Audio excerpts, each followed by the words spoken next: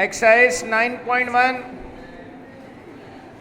how to identify the case. Case को कैसे identify करना है? बेटा मोहित आगे आ जाओ, आगे आ जाओ।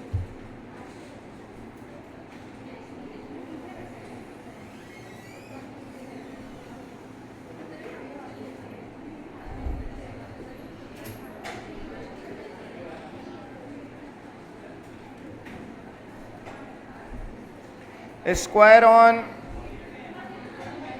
y स्क्वायर ऑन x,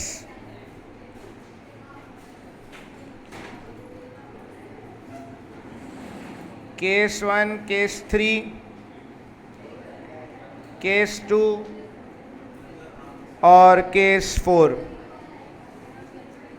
बेटा अगर सवाल में जो इक्वेशन है उसमें 2 टर्म्स गिवन है तो केस 1 या 2 है, और अगर 5 टर्म्स हैं तो केस 3 या 4 है। अगर y पे स्क्वायर है तो केस 1 या 3 होगा, अगर x पे स्क्वायर है तो केस 2 या 4 होगा। बेटा अनशरा इधर देख लें सब। बेटा आपके पास इक्वेशन लिखी हुई है मुख्तलिफ, आपने इक्वेशंस को देखकर पहचानना होगा कि कौन सा केस है। तो अगर आप पहली इक्वेशन को देखें तो 2 टर्म्स हैं, 2 वैल्यूज हैं और y पे स्क्वायर है तो केस 1 है। 2 टर्म्स हैं और x पे स्क्वायर है तो केस 2 है। बेटा सॉरी 5 लिख दिया, 4 टर्म्स होंगी, 5 तो एलिप्स में होती हैं। अगर 4 टर्म्स होंगी और x पे स्क्वायर है तो केस 4 है। तो केस को आपको पहचानना है सबसे पहले, और पहचानने का तरीका यही है कि अगर 2 वैल्यूज हैं तो केस 1 या 2 होगा, 4 वैल्यूज होंगी तो केस 3 या 4 होगा। क्वेश्चन नंबर 2 करेंगे एक्सरसाइज का। बुक चाहिए मुझे।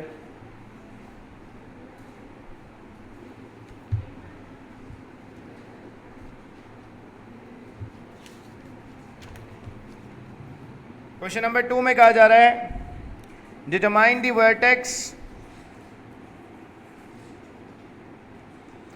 Vertex focus latus rectum and equation of directrix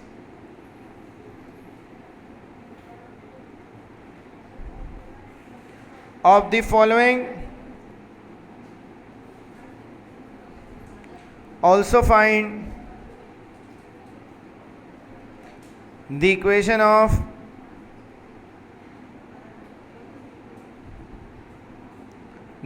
the axis of symmetry.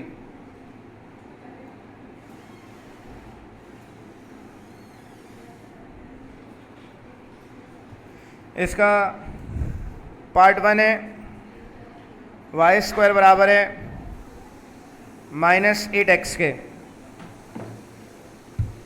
बेटा यहाँ पर सबसे पहला काम आपने केस को आइडेंटिफाई करना है। यहाँ पर y पे स्क्वायर है और 2 टर्म्स हैं तो केस 1 है ये।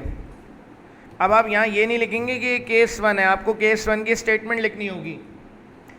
Since the axis of parabola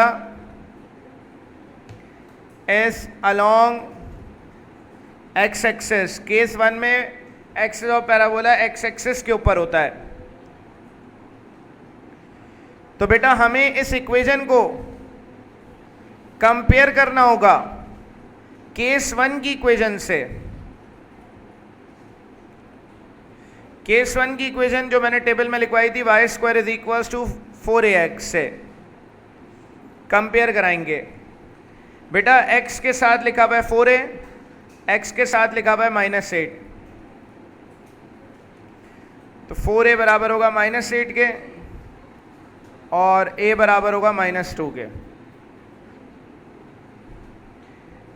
बेटा केस 1 में सिर्फ एक अननोन होता है a, ये निकाल लिया। Therefore the required values are, क्या क्या चाहिए भाई? पहला पॉइंट चाहिए वर्टेक्स। तो आपने केस 1 में देखा वर्टेक्स होता है 0,0। फोकस चाहिए, आपने केस 1 को देखा, केस 1 में फोकस होता है a,0 मतलब -2,0। फिर उसके बाद यहाँ पर लिखा हुआ है लेटस रेक्टम चाहिए। लेटस रेक्टम से मुराद इसकी लेंथ की बात हो रही है, क्योंकि यहाँ पर end points of latus rectum नहीं लिखा हुआ, ना इक्वेशन लिखा हुआ है। तो लेटस रेक्टम की लेंथ हर केस में mod 4a होती है। बेटा 4a की वैल्यू हमें पता है -8 है, -8 का mod 8 यूनिट्स आ जाएगा। उसके बाद फोर्थ वैल्यू चाहिए equation of directrix. Equation of directrix case 1 में होती है x is equals to -a। a की जगह -2 रख दिया, x आ गया 2 के बराबर, x -2 0 के बराबर आ गया। आखिरी एक और चीज मांग रहे हैं, also find the equation of the axis of symmetry. Axis of symmetry axis of parabola का दूसरा नाम है, axis of symmetry of parabola भी कहते हैं इसको। तो यहां पर equation of axis of symmetry चाहिए, या फिर equation of axis of parabola भी कहते हैं इसको। तो बेटा केस 1 में पैराबोला का एक्सिस x एक्सिस पर होता है, तो उसकी equation y is equals to 0 होती है। तो ये बेटा हमें पता चल गया ये केस 4 है। तो केस 4 की इक्वेशन जैसा हमें इस इक्वेशन को बनाना होगा। अब इस इक्वेशन को केस 4 जैसा कैसे बनाएं? तो सबसे पहला काम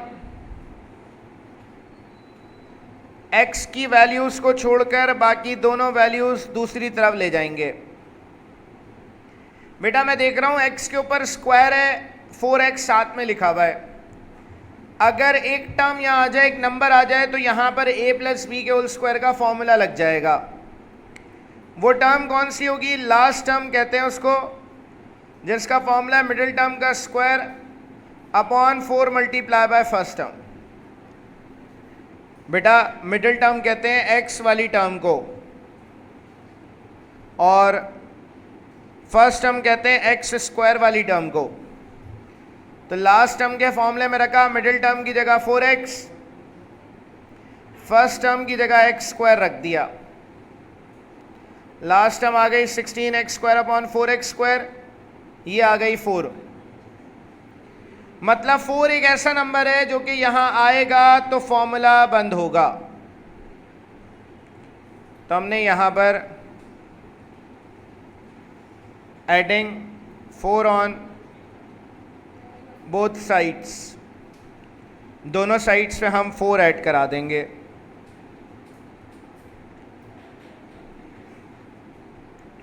तो दोनों तरफ 4 ऐड करा दिया। यहाँ a² + 2ab + b² का फॉर्मूला बंद होना है, a² + 2ab + b²। बेटा पहला नंबर x² है, x का स्क्वायर, आखिरी नंबर 4 है, 4 जो है वो 2 का स्क्वायर होता है। तो a x है, b 2 है यहाँ पर। बेटा y में से 5 में से 4 माइनस किया, ये -1 बच गया। बेटा यहाँ फॉर्मूला बंद होगा a + b के होल स्क्वायर का। ये क्या हो गया?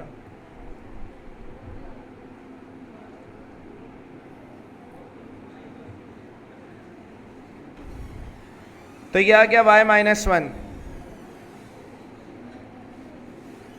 तो यहाँ फॉर्मूला बंद करेंगे a + b के होल स्क्वायर का।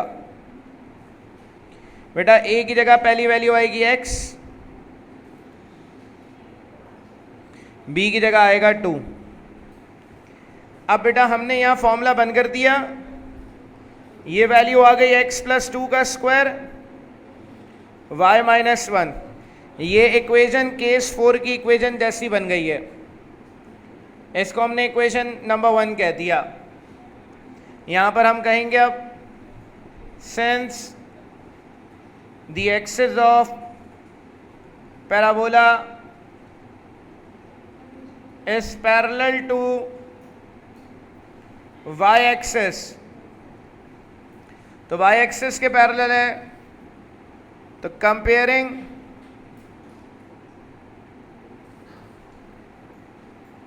x प्लस 2 का स्क्वायर बराबर है y माइनस 1 के इक्वेशन 1 विथ केस 4 की इक्वेशन है x माइनस h का स्क्वायर 4ay माइनस k।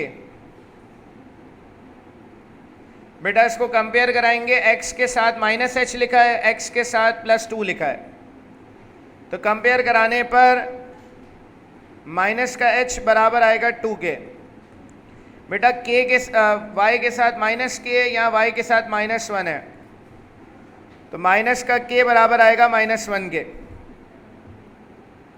बेटा यहाँ प्रोडक्ट में कुछ नहीं लिखा, 1 लिखा हुआ है, यहाँ 4a लिखा हुआ है, तो 4a 1 के बराबर होगा।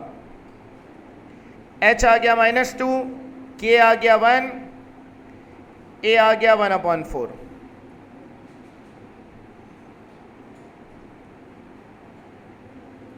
अब बेटा जो रिक्वायर्ड वैल्यूज चाहिए, thus the required values are, बेटा वर्टेक्स चाहिए, केस 4 में वर्टेक्स होता है h कॉमा k, तो -2, 1। फोकस होता है h comma k plus a, तो -2, k की जगह 1, a की जगह 1/4।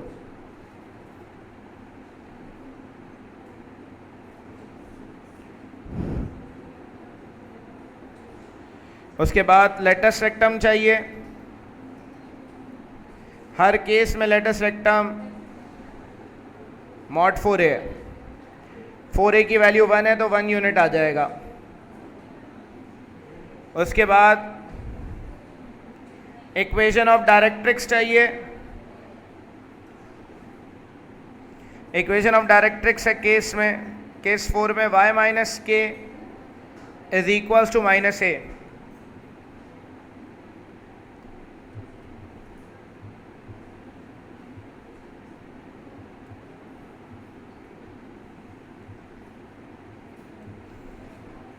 उसके बाद यहाँ पर इसमें वैल्यूज़ रख देंगे, k की जगह 1, a की जगह 1/4, 4 डिवाइड हो रहा है, वहाँ जाके मल्टीप्लाई हो जाएगा, 4y माइनस 4 प्लस 1, तो 4y minus 3 is equals to 0। Directrix की इक्वेशन आ गई।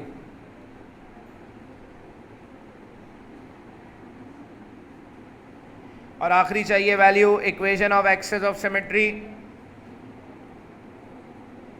मतलब equation of axis of parabola.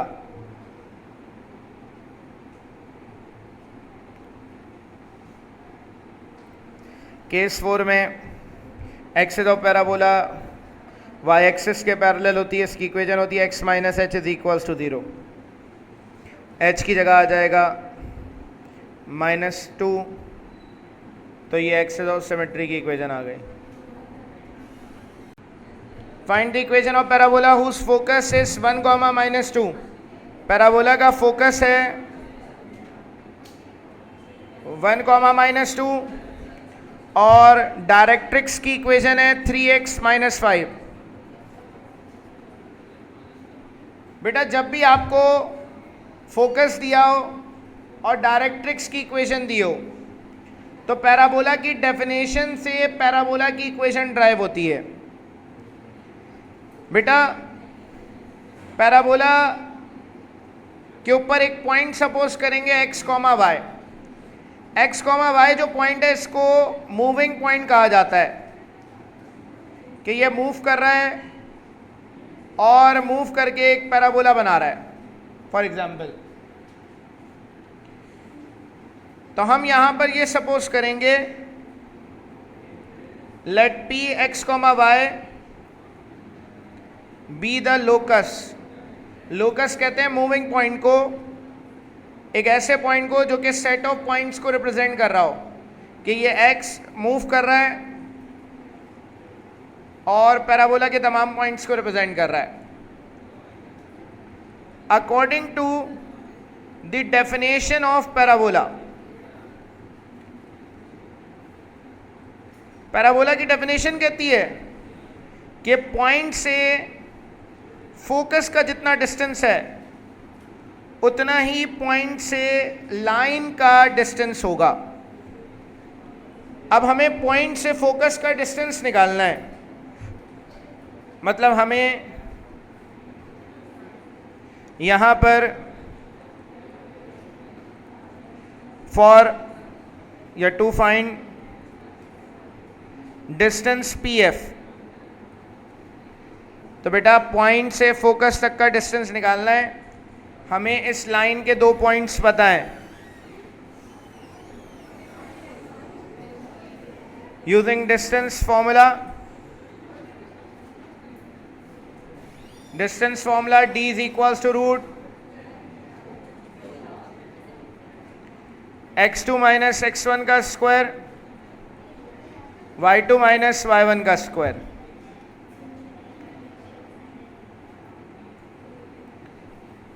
तो बेटा focus 1 comma minus 2 point x comma y है,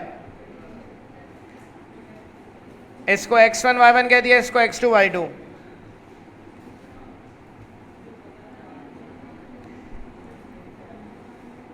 बेटा x2 की जगह x, x1 की जगह 1, y2 की जगह y, y1 की जगह -2 आ गया। पॉइंट से फोकस तक का डिस्टेंस a माइनस बी के होल स्क्वायर का फॉर्मूला लगेगा।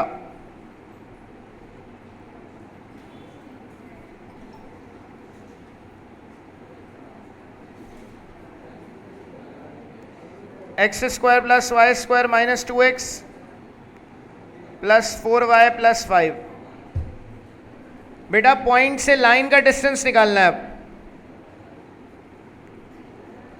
टू फाइंड डिस्टेंस PL, बेटा पॉइंट से लाइन तक का परपेंडिकुलर डिस्टेंस कैसे निकलेगा? Point to line distance formula से, ax1 plus by1 plus c upon root a square plus b square. यहां पर पॉइंट P यूज होगा x कॉमा वाई, और जो इक्वेशन गिवन है 3x माइनस 5, लाइन की इक्वेशन होती है ax plus B y plus C is equals to 0। x का जो कोफिशिएंट है वो a कहलाता है, y का कोफिशिएंट b कहलाता है, y है नहीं तो 0, और कांस्टेंट -5 आ जाएगा। पॉइंट से लाइन का डिस्टेंस a x1 की जगह x, b की जगह 0, y और -5। a का स्क्वायर मतलब 3 का स्क्वायर, b का स्क्वायर मतलब 0 का स्क्वायर। तो पॉइंट से लाइन का डिस्टेंस 3x माइनस 5 अपॉन 3 आ जाएगा।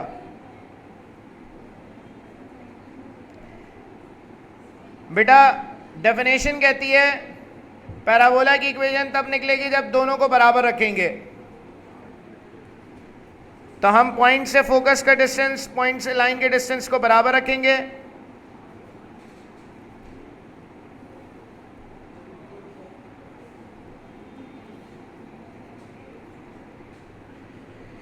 यहां पर बेटा स्क्वायरिंग ऑन बोथ साइड्स कर देंगे। मैं डायरेक्ट कर रहा हूं स्क्वायरिंग, तो ये आ जाएगा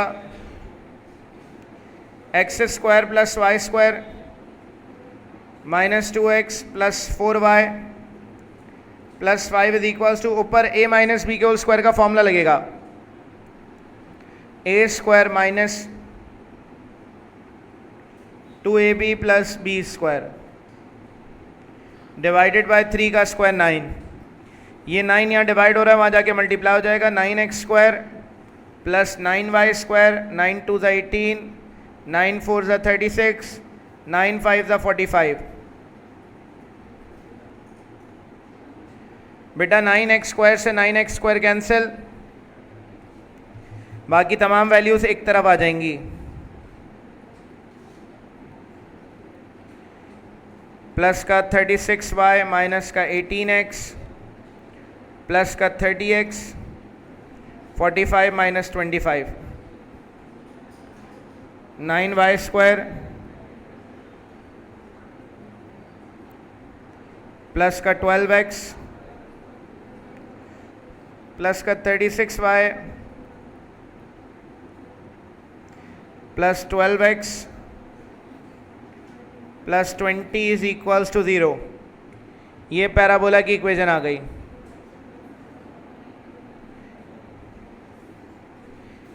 केसेस की इक्वेशन भी इसी तरीके से ड्राइव होती है, इसी कॉन्सेप्ट से।